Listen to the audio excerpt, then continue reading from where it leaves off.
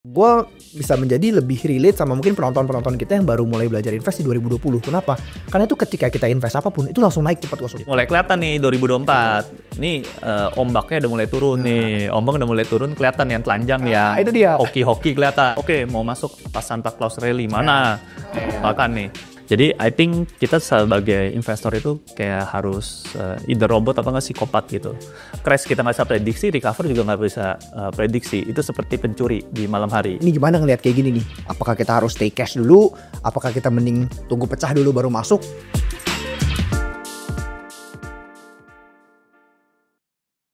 Halo teman-teman, welcome to Chatting. Ya, di video kali ini kita akan berbincang-bincang ya seputar mengenai saham dan spesifik topik hari ini Kosum. Ini banyak banget yang nanya. Dari pas kita acara sebulan sekali itu banyak member yang nanya. Itu mengenai market crash sebenarnya. Ya kan? Tadi kan di video sebelumnya kita udah ada bahas tuh. Indeks di US lagi tinggi dan segala macam. Nah, kita sebagai investor di Indonesia, ini gimana ngelihat kayak gini nih? Apakah kita harus stay cash dulu? Apakah kita mending tunggu pecah dulu baru masuk? Itu banyak banget yang nanya. Nah, mungkin sebelum kita jawab langsung, kita langsung aja. Boleh ceritain sedikit Kosum pengalaman lu yang bener-bener udah ngelewatin 2 crash berarti ya? Crash. Ya 3 lah. 3 ada mini 2018. Lu bisa ceritain dulu kurang lebih kondisinya seperti apa, nanti baru akan gue lanjut kurang lebih kalau pengalaman gue pribadi seperti apa. Oke. Sebenarnya saya baru mulai invest tuh di 2014 akhir ya. Waktu itu kayak kuliah semester 7 tuh sambil skripsi udah gabut mulai saham. Long story short ya, istilahnya masuk kerja di 2015 itu pertama kali tuh ngerasain crash. Di mana crashnya itu waktu itu namanya China slowdown. China slowdown itu ya pertumbuhan ekonomi China itu turun. Sebenarnya rada mirip nih sekarang this year ya. Tahun 2024-2005. Nanti gue bakal cerita lagi. Terus along the way akhirnya slowdown, habis itu crash semuanya baik dari karena China crash pasti semuanya ngikut itulah. Terus 2018 ada crash lagi, mini tapi karena itu lebih karena US sama China ada tension, US trade war, ya kan. Terus kalau 2020 yang paling terakhir, crash yang terakhir itu kita semua tahu lah ya. Menurut saya ini crash yang paling hebat di dalam one decade karena ini benar-benar real sektor tuh terimpact ya. Pasti semua teman-teman ngerasa lah sampai di dunia edukasi lagi yang mungkin masih high school bahkan kuliah aja harus di lockdown gitu. Itu kerasa banget pasti crash di situ ya. Nah, kalau lihat dari fase ini sebenarnya kalau lihat crash ada yang mungkin orang ngelihat oh ya ini inverted bond yield, ini apalah banyak teknik-tekniknya untuk prediksi crash gitu ya. Menurut saya crash itu nggak bisa kita prediksi. Karena at the end, crash itu kan artinya orang tidak ada kepercayaan lagi mungkin di capital market, mungkin dia ngerasa saat invest di capital market returnnya tuh nggak sesuai, makanya dia lebih baik stay cash ataupun dia pindah ke instrumen lainnya. Dan di sini kenapa rada sulit kita buat menebak? Karena multifaktor variabelnya. Karena mungkin misalnya contoh 2015, ini karena China slowdown. Kita buat menganalisa makro Indonesia aja udah ajubile. Mau analisa makro China, ntar tambah lagi US, terus US nanti berantem sama China, terus misalnya nanti Rusia perang gimana, kita nggak bakal bisa prediksi hal-hal yang kayak gitu market crash. Yang kita bisa jaga-jaga kontrol itu gimana? Kita beli saham yang under value. Jadi benar-benar kita melihat sebenarnya pasar Indonesia ini sebenarnya bisa aja kan IHSG naik tinggi, tapi sebenarnya real nggak? Secara bottom line net income-nya, performanya, revenue-nya beneran naiknya. Inline nggak tuh? Jadi harga saham naik bukan artinya performa perusahaan naik. Dan sebaliknya, bisa aja market crash, ya, indeks turun, bisa aja performa perusahaan naik. Gitu. Dan itu ya malahan kita harus, sebagai investor, kita harus bersiap-siap. Bisa jadi peluang gitu. Malah bisa jadi peluang. Dan kalau kita berkaca di tahun ini 2024 sebenarnya kan udah tanda petik mini ya. Walaupun secara lihat IHSG ya cuma turun baru belasan lah ya. 10% mungkin. 10% ya, kurang lebih 10% dari 7.000 gede ya gendut sekarang kan kecil. Udah di bawah 7.000 ya? 6 something kan? 6 something kan. Udah belasan persen lah ya. Udah belasan persen. Yang I think sebenarnya udah dari awal-awal tahun bahkan tengah tahun sebenarnya yang kalau perusahaan yang punya fundamental baik tuh sebenarnya udah crash secara harga sahamnya, tapi performanya naik. Tapi apakah masih bisa crash lagi tahun depan ya? Saya nggak bisa ngomong, bisa iya bisa enggak. Cuma yang udah pasti kita sebagai investor kita harus udah siasati gitu ya. Memang kalau udah ada quite chip udah boleh chip in, tapi bukan artinya harus all in karena Nanti kita jelasin lagi ya, maksudnya saat kita bisa all in tuh saat yang seperti apa. Coba kalau dari dulu sendiri gimana, Jo? Kalau waktu itu mungkin buat teman-teman yang belum tahu ya, kan saya baru mulai benar-benar invest ya itu 2020. Itu pas di awal tahun saya ingat banget itu nyari saham, berarti kan pakai kinerja 2019 tuh kan. Itu susah karena maksudnya nanggung gitu loh. Ini kan baru tahu awal-awal dulu basic ya, cari perusahaan murah. Kok sekilas nggak ada yang murah-murah banget. Itu tiba-tiba dalam sekejap tuh ya, setiap hari ARB itu kan gila banget ya. Gue penasaran kalau di sebelum-sebelum kosong 2014, 15 itu crashnya kayak pelan-pelan apa benar-benar cepat juga gitu loh. Makanya kalau dibilang yang 2020 itu cepetnya bukan main. Itu parah banget. Sedangkan kejadian itu terjadi di 2008. Oh. Yang ada circuit breaker ya, maksudnya sampai direm, IISG-nya ditutup. Kalau 2015, 2018 tuh enggak, jadi kayak diiris pelan-pelan, kayak jeruk nipis sih, di pedes tuh, pelan-pelan sampai 10 months. Sedangkan kalau COVID itu makanya sangat nah ini cerita tadi all in. Kalau COVID ini kesempatan all in, karena you never bisa timing dah. Itu udah kalau turun beli lagi. Itu kan every day ya, itu minus 7%. Waktu itu kan udah di lock ya. 7% sampai 5 kali aja udah hilang. Porto lu hampir 40% gitu ya. Udah hampir hilang segitu. Itu kan udah gila-gilaan kan. Sebenarnya udah nggak ada waktu lagi buat mikir nanti tunggu lagi ini. Udah turun ARB itu beli aja. Nah, itu mungkin yang beda ini Kosum. Pas 2020 ini kan kesempatan ada sebenarnya kan sebagai investor ketika ada harga saham yang turun banyak dan kalau kita siap, kita udah tahu perusahaannya, kita udah ada arsipnya, ini kan bisa jadi kesempatan. Benar. Cuman nggak bisa dipungkiri pas 2020 itu gue nggak masuk banyak karena ya takut jujur ngomong. Pasti mikirnya oh ini udah turun bisa lebih turun lagi. Sedangkan lu udah lebih berpengalaman, udah siap, udah tahu ini udah murah, ya lu masuk secara bertahap. Dan itu juga I think yang banyak teman-teman di luar sana pasti mau coba tebak bottomnya itu di mana. Misalnya katakanlah kita ambil contoh saham sejuta umat lah, Bank BRI gitu. Mungkin tertingginya dia 6.500 gitu kan. 6.500 I think. Sekarang mungkin 4.000. Pasti teman-teman pada mikir, wah nanti deh, ntar mau nunggu masuknya ketika 3.000 misalnya. Ntar ketika 3.000, pasti mikirnya, ntar deh, tunggu 2.500. Dan itu terus jadi. Dan itu juga yang saya juga alamin gitu loh. Pas zaman pandemi COVID, nunggu terus. Ujung-ujungnya apa? Ntar 2.500, 2.000, keburu naik. Ntar deh tunggu turun lagi. Nggak akan pernah invest. So ini persis yang kayak waktu itu gue nanya lu awal-awal pas gue masuk Ting, lu selalu bilang kan kayak kita nggak perlu kontrol hal yang kita nggak bisa kontrol. Kita harus bisa kontrol hal yang kita bisa kontrol aja. Seperti apa? Portfolio kita, money management kita. Dan gue ada suka tips yang pernah lu kasih tahu ke gue Kosum. Kita harus kayak robot. Nah, mungkin lu mau diperitain sedikit kali. Jadi gue cerita ke teman-teman di tim maupun di member ya. Jadi I think kita sebagai investor itu kayak harus either robot apa nggak psikopat gitu. Kalau harga saham naik nggak boleh terlalu senang, harga saham turun juga nggak boleh sedih. Kita nggak boleh ada emotion di situ ya. Walaupun sebenarnya ini bertolak belakang banget ya, karena kita manusia. Karena kita ada manusia, harga saham naik kita makin semangat, bahkan ada kayak nafsu nih mau wajibin lagi. Sedangkan kalau harga saham turun kita malah, aduh gue salah analisa apa enggak ya. Jadi ada tendensi itu. Bagaimana minimalisir itu ya, berarti kita harus ada komit gitu ya. Misalnya kita udah evaluasi perusahaan ini, misalnya cerita Bank BRI ya, tadi ya. Kita tahu nih kurang lebih PI-nya kurang lebih, I think misalnya 17 atau 18 gitu ya. Berarti kalau gue mau beli Bank BRI ini, berarti gue harus punya komitmen gitu loh. Mau marketnya bilang ya sekarang lagi crash, mau apapun, kalau udah judulnya PI 9 atau PI 10 gue harus masuk. Walaupun ceritanya narasi di publik tuh apa, gue udah harus masuk. Apakah di situ udah all in, misalnya most 50% cerita kayak gitu? Nggak juga. Sebenarnya kan bisa kita belah gitu loh. Kita portfolio management, kita belah lagi. Oke, gue mau masuk lagi di berapa persen portfolio gue kalau misalnya jadi PI 7.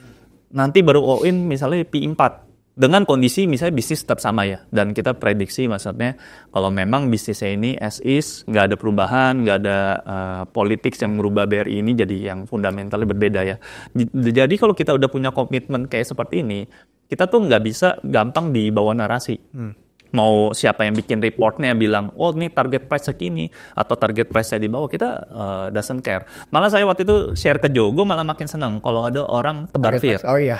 Misalnya ada yang bilang, misalnya harga sahamnya sekarang 5.000. Dia bilang ya, wah ini target price-nya malah di bawah. 4.000 ya. Overweight semuanya ya, di 4.000 gitu ya. Itu gue malah senang, karena at the end artinya there is a blood in the street gitu ya. Blood in the street, even your blood gitu. Itu udah salah satu tanda-tanda orang mulai fear. Indikasi. Padahal sebenarnya the best way ya kalau kita lihat, kalau kita mau dapetin harta terpendam, kita harus melihat orang semuanya fiat dulu. Ya. Fiat. Ya salah satu cara indikasi gitu, tapi tetap kita lihat patokannya, tetap ada valuasinya. So I think itu sih cara kita taper pelan-pelan, maksudnya kita benar-benar punya perhitungan. Jadi nggak main asal dikit-dikit all in, misalnya habis all in bukan artinya langsung kondisi berbalik. Beda cerita ya kalau teman-teman enterprising nih. Oh, kenapa harus all in? Karena nih bulan depan udah konsolidasi nih. Habis merger, ekspansi, kuartal 1 udah double nih. Teman-teman, waduh beda cerita. Itu bisa cerita langsung masukin full power. Tapi kalau cerita kondisi bisnisnya juga lagi nanggung, apa-apa itu udah lebih baik bertahap. Mungkin gue sharing dikit kayak dulu pas gue di 2020 ya. Intinya kan sebelum 2020 gue ada pegang bank BNI, terus sama United Tractor. United Tractor ini gue udah beli rada lama, sampai dari 2018 akhir, sejak ada akuisisi Martabi. Ya kurang lebih beli 23, 24 gitu ya. Along the way ya gue kagak tambahin, karena nggak ada perubahan di batubara. Malah batubara turun di tahun-tahun itu. Waduh batubara turun, tapi kan ada emasnya yang mulai span gitu ya. BNI-nya malah udah naik. Ya gue jual BNI-nya di kurang lebih 9 ribuan lah, 8 ribu, 9 ribuan. Stay cash dulu berarti? Stay cash dulu, karena yang tadi lu bilang 2019 tuh semuanya nanggung. Tiba-tiba COVID terjadi. Jebret, hancur semua. Terus pertanyaan, gue cicil apa lagi kan? Ya udahlah gue cicil United Tractor. Itu gila Jo, itu portfolio minus 40%. Ya gue mau lah, beliin aja terus. Kalau ditanya, gue mau beli lagi nggak? Misalnya di 10 ribu, udah ada target mau di situ. Tapi rupanya uang gue udah habis duluan. Uang gue udah dihabis di cicilan 14 ribu. Jadi kurang lebih average gue di 16 ribuan, 17 ribuan. Kurang lebih segitu. Minus gak? Jadi pas di terakhir beli aja ya average-nya gimana? Udah keburu belinya dari atas kan. Gue gak bisa, kalau gue tahu bisa prediksi masa depan, tau gitu gue jual dulu semuanya, beli 12 ribu gitu kan. Gak ada yang tahu. Luckily di 2020, nah ini balik lagi crash. Recover pun juga kita nggak bisa prediksi. Yeah. Rupanya di tahun 2020 ada gold rush. Gold rush tuh semua yang ada emas itu semuanya naik. Padahal United Tractor emasnya kecil banget. Dapat rezeki tuh. Balik ke 24 ribu, 25 ribu duluan. Kita kan tahu fundamentalnya ya. Ini apaan nih orang emasnya dikit ya jual aja lah. Jual waktu itu pindah ke ITMG. Cicil juga terus. Beli dari berapa? Dari 7 ribu, 8 ribu. Terus habis itu ada dividen interim. Loh, kok biasanya habis dividen interim kan terjun ya? Udah kayak mayat tuh, nggak mau turun lagi. Udahlah beli aja, dari situ udah habisin. Karena udah waktu itu gue udah pikir pokoknya harus beli batu bara. Di dalam perspektif gue, karena batu bara ini lagi tanda fear-nya gila-gilaan. Sunset lah, apalah. ESG juga semua. China nggak bakal bangkit lagi loh nih, banyak orang meninggal atau apa, nggak bakal nih ekonomi comeback-nya dalam waktu cepat. Ya udahlah beli batu bara dulu. Dan itu dalam 1 tahun jangan pikir langsung ITMG naik, kagak juga. 2021 tuh masih panjang juga sampai akhirnya Ukraine sama Rusia berantem, siapa yang tahu juga tuh di 2022 kan. Gue inget tuh waktu itu Merit pada kongresin tuh di grup, waduh langsung enak bener nih rezeki after merit di TMG 22 ribu atau 23 ribu tuh udah beggars kan di situ. Udah ya berarti 1 years baru beggars. Rupanya dalam tahun itu kan pesta batu bara itu sekejap loh, dari di tahun 2022 2023 itu sekejap sampai 40 ribu kan. But I think gue mencerita crash kita nggak bisa prediksi, recover juga nggak bisa prediksi. Itu seperti pencuri di malam hari ya kan, jadi kita nggak bisa prediksi. Jadi apa yang kita itu siapin terus. Syukur-syukur yang mungkin ada di chatting kita sebelumnya ya. Syukur-syukur punya active income buat standby terus. Syukur-syukur juga kalau misalnya di portfolio teman-teman punya the good business yang bisa kasih dividen yield yang besar, itu bisa jadi ready cash buat standby yang kayak gini. Misalnya pertanyaannya, oke gue udah cicil duit habis, ya udah jangan paksain diri. Kecuali lu bisa prediksi yang sebagus itu ya, maksudnya ini kuartal teman bagus bakal dividen ya mungkin lu boleh tuker aset kelas lu yang lain, misalnya lu punya emas, mungkin punya rumah yang berlebih, lu jualin aja. Itu boleh lah lu tukar karena kan opportunity cost. I think gitu sih cara how to manage the portfolio. Dan ini seni ya. Ada orang yang mungkin tipenya nggak mau mikir banyak. Contoh ada teman gua, dia lucu. Dia pokoknya cuma beli bank sama bonds. Pas lagi apapun dia pakai bank sama bonds. Jadi pas COVID dia beli bank, saham bank, terus udah naik. Waktu itu dia jual cepat, bank BRI-nya jual di 4.000 awal bahkan dia jual duluan. Udah pindah bonds, bonds juga cuan. Ya kan. mungkin nggak tahu, kita lihat aja lagi, ini bisa dijual, bisa ya kayak gitu ya. Cuma balik lagi along the way cara portfolio itu personalisasi ini bagaimana cara gua, karena at the end sebagai investor itu kita harus benar-benar tame down our emotions, karena emotion inilah yang bikin kita jangankan yang newbie ya, yang profesional pun bisa, yang udah lama ya bisa kemakan loh, karena kita ya balik lagi ya, karena kita kadang-kadang jago analisa ya. Kita kuartal 3 aja tahu nih exact numbernya berapa. Tapi kadang udah tahu kayak gini kayaknya harus. Nah, itu udah salah juga sebenarnya. Ya nanti itu bisa diskusi juga tuh. Tadi gitu sih, Job. Ini itu sih ya. Tadi yang gue notice adalah tadi kan lu bilang lu sempat ngalamin floating loss dulu nih ya, di UT lah, masalah pas 2020. Bedanya pas gue di kondisi yang sama, mungkin gue kesana nggak floating loss, tapi gue nggak ada barang sama sekali, nunggu ujung-ujungnya jadi nggak masuk. Nah itu yang membedakan mungkin di antara kayak Kosum yang udah lebih berpengalaman, dia udah siap nih, perutnya udah siap. Kalau harga sahamnya turun dia udah tahu mau ngapain. Kalau harga saham naik juga dia udah tahu mau ngapain. Mungkin kalau kita yang masih lebih newbie, cuman maunya lihatnya ke atas doang. Pokoknya maunya masuk sekarang, bulan depan naik. Ya kenyataannya nggak bisa gitu. Ya kan investasi harus long term. Dan mungkin gue bisa menjadi lebih relate sama mungkin penonton-penonton kita yang baru mulai belajar invest di 2020. Kenapa? Karena itu ketika kita invest apapun itu langsung naik cepat kosong. Kalau lu kan tadi lu cerita abis beli minus sampai 40%. Wah itu semoga jangan.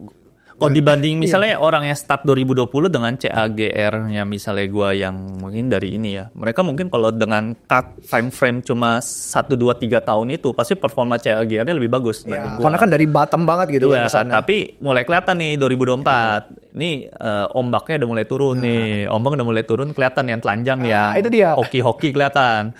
Karena at the end gimana ya, at the end kelihatan lah, maksudnya rupanya dia selama ini cuma ikutin berita. Kebetulan aja pas-pasan beritanya dengan fundamentalnya sama.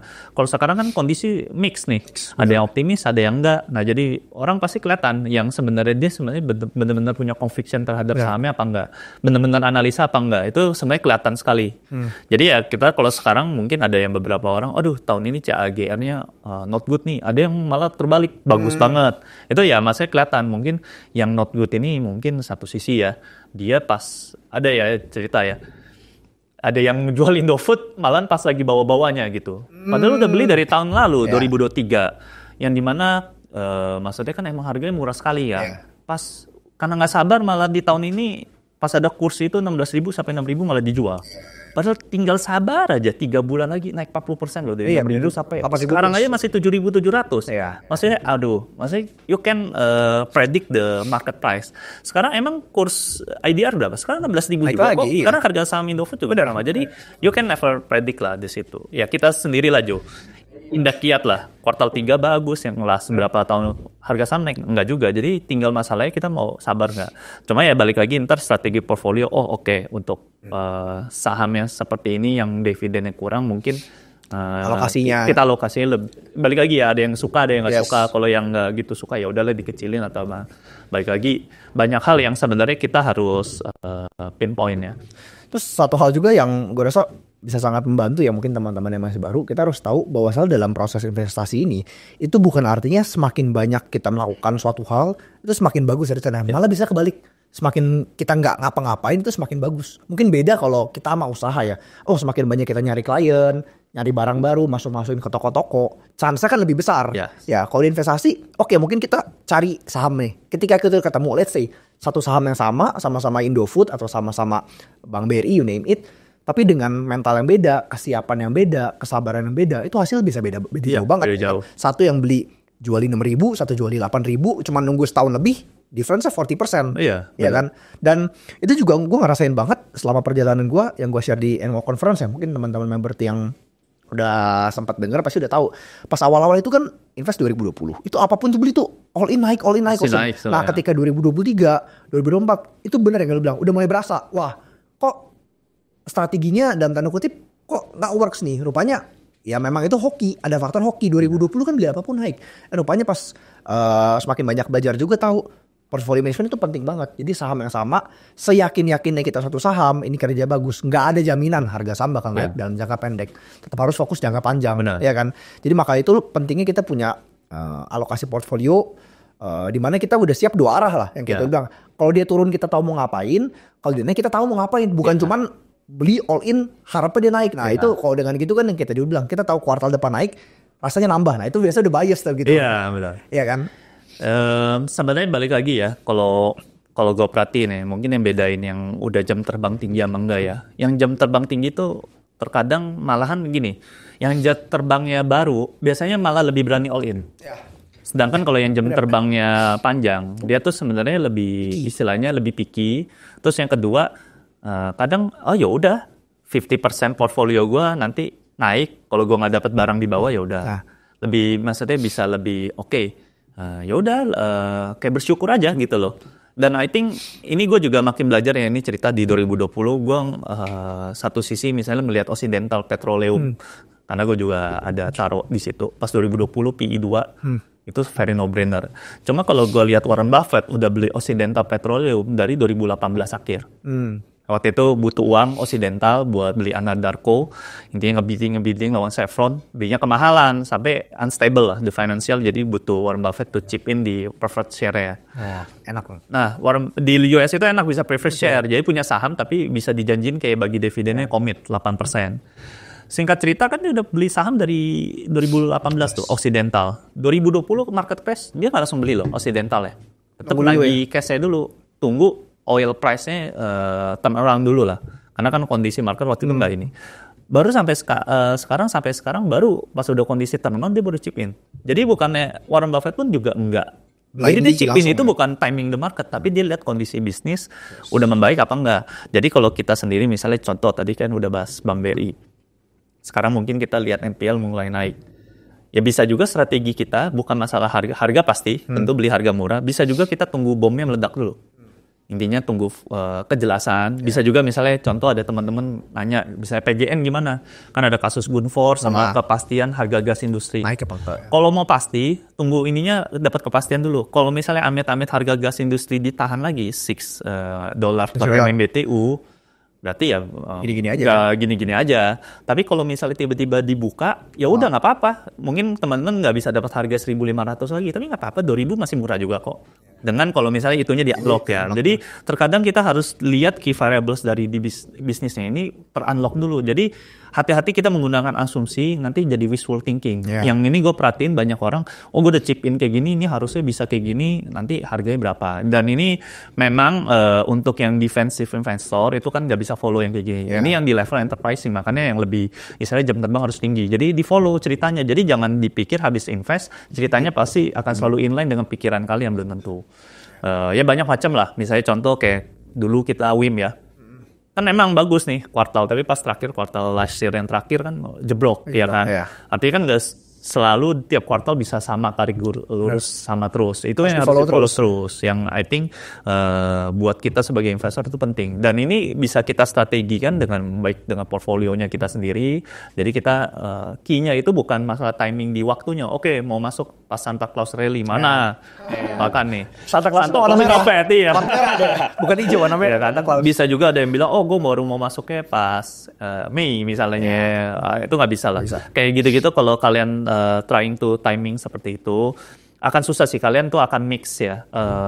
Walaupun kayak kalian bilang, saya analisa mulai value, tapi kalau kalian mix kan dengan terkait market yang kayak gini, nggak bisa itu kecampur. Nanti kalian decision makingnya juga jadi susah. Bahkan Warren Buffett sendiri kan pernah bilang ya, kalau kita nggak siap saham kita minus 50% ya berarti lebih baik nggak usah invest. Dan itu memang benar. Kenyataannya kan semua investor pasti pernah ngalamin itu. Ya, lu udah pernah ngalamin kan minus 40% langsung. Jujur gue belum pernah ngalamin sampai sedalam itu. Ya bisa aja tahun depan. Bisa aja. We never know. Tapi our point is ketika kita mau ngomongin market, ya market crash, naik ataupun turun ya. Satu yang tadi kita kanin, ya kita nggak bakal bisa prediksi. Benar. Yang penting kita kontrol apa yang kita bisa kontrol. Lihat apa kinerja perusahaannya. Benar. Kita follow terus perkembangan story-nya, perkembangan keuangannya. Kalau memang rasanya kinerja udah mulai membaik, ya kan, mungkin udah lebih menarik. Kalau nggak pun ya udah kita minta margin of safety yang lebih besar. Kita tuntut diskonnya mau lebih besar. So kita kontrol dua faktor itu ya, money management kita dan juga follow terus kinerja perusahaannya. So at the end ketika misalnya harga sahamnya udah naik dan kita merasa kayak ya udah kita baru dapat barang katakanlah baru 10%. Ya udah ikhlasin aja nggak apa-apa. Pasti ada kesempatan lagi kok. Dan sebaliknya kalau harga saham turun kita juga siap. Jadi nggak sembrono cepat-cepat all in. Ya karena all in ini kayak apa ya istilahnya, kalau menurut saya all in tuh kayak Russian roulette, tau nggak? Ya, langsung Ada pistol, terus ada peluru.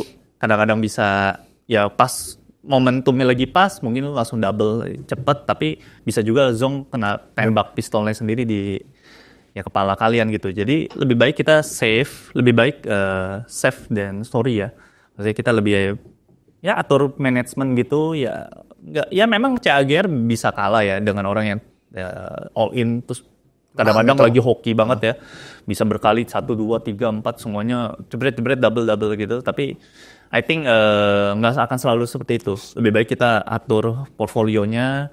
Dan sebenarnya gini sih, kadang-kadang orang banyak yang kayak paksain diri misalnya timing the market. Oh karena besok pasti harga sahamnya naik. Nah itu juga udah parah, udah salah total. Masih mending yang timing karena oh besok masih fundamentalnya bagus, itu masih mending.